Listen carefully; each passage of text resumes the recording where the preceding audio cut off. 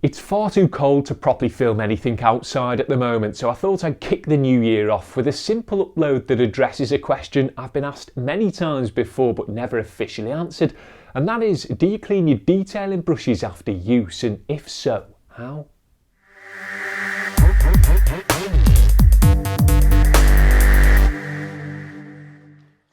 Now, it's all well and good using nice soft brushes to prevent damage being inflicted during detailing, but if they're never properly cleaned or maintained, could serve to transfer abrasive dirt from one car to another. So much like how you keep your microfiber towels and wash mitts clean and contaminant free, your brushes should be kept on top of too. That being said, the answer of whether I clean my detailing brushes after use or not isn't as clear cut as you might think. So if brand new or recently deep cleaned brushes have only been used to gently maintain pre-cleaned surfaces that weren't very dirty to begin with, such as those on my own car, often a quick bucket swish or rinse off directly after use will suffice. However, if my brushes have been used for anything more than light routine maintenance cleaning, then yes, I'll generally treat them to a deeper clean to prevent unnecessary damage being done and help prolong the life of their bristles and fibres. Now, if you have the luxury of tending to your tickle sticks at the kitchen or any other sink for that matter, then some washing up liquid would be my indoor detergent of choice, as being a grease cutter it's generally pretty good at shifting most kinds of automotive grime. I'll generally start with the smaller, more traditional type detailing brushes when working at the kitchen sink, using my hands to first create a bit of a lather, then making use of either the plug hole if it's clean or a loose grit guard if I'm feeling fancy to loosen up the bristles and remove any trapped air particles. These kinds of brushes shouldn't take particularly long to see to, but you still want to ensure they're given a good clean, as they are designed to dislodge trapped dirt from the various cracks and crevices of a car, so could well be harbouring unseen abrasive nasties.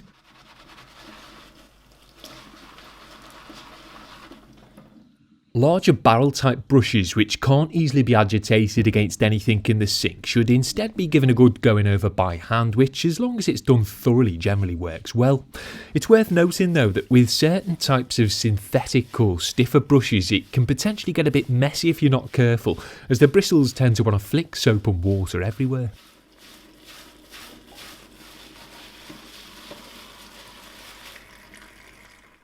Some snazzy items like this Incredibrush from Microfiber Madness have detachable sleeves, and while they can still be washed by hand, are best suited to being bunged in the machine along with a load of general purpose microfiber towels to provide the deepest clean possible.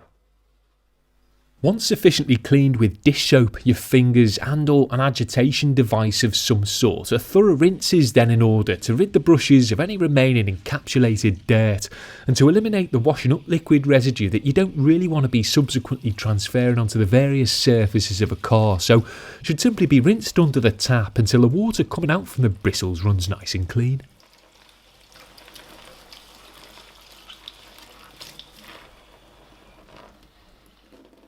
After your brushes have been cleaned, rinsed and wrung out, you can then either set them aside to dry off naturally or work them over with a general purpose towel to soak up any remaining rinse water and refresh their bristles a bit.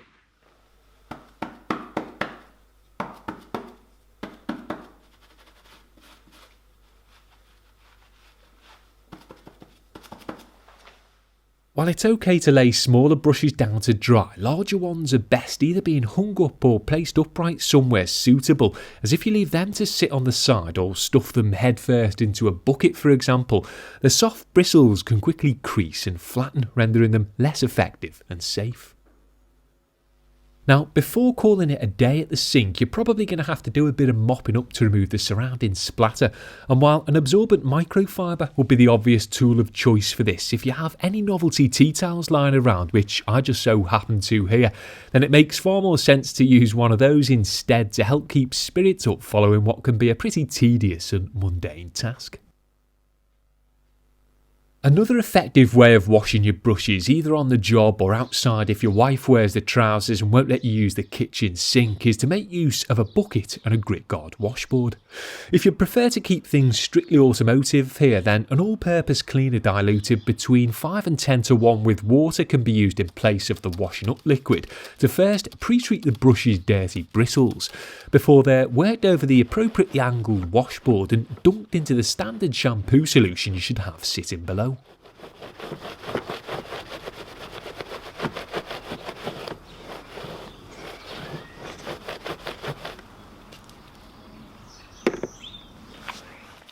Much like how this process works well for mitts when washing, it can also serve to give brushes a convenient hands-off deep clean too, and while any type of brush from little to large can be cleaned this way, flat-faced items are generally best suited as they allow you to work all the bristles over the washboard in one go with relative ease.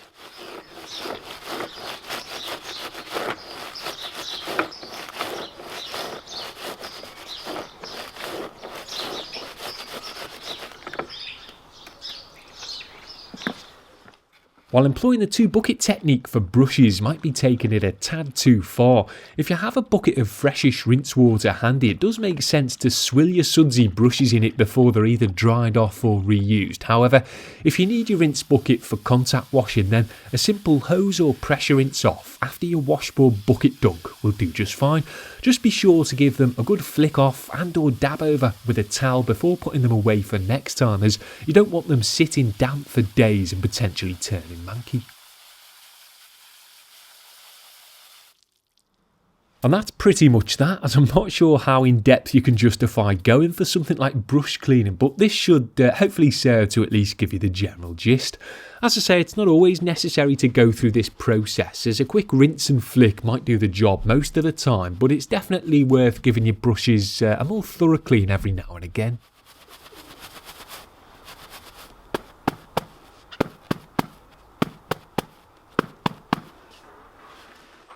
Now, the items featured here aren't everything I use, they just represent a cross-section of the type of thing those of you watching might be familiar with, but the same cleaning procedure generally goes for most other brush types too. Lastly, it's worth mentioning the fact that despite how well or often you clean them, your brushes ain't gonna last forever, so be prepared to replace them when necessary, as the cars you're working on will thank you for it in the long run.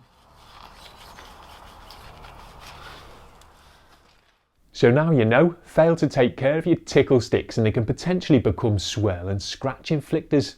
So as always, cheers for tuning in, share your brush cleaning techniques or lack thereof in the old comments below, and I'll catch you with another video in which I'm sure I'll still be trying to circumvent the cold soon.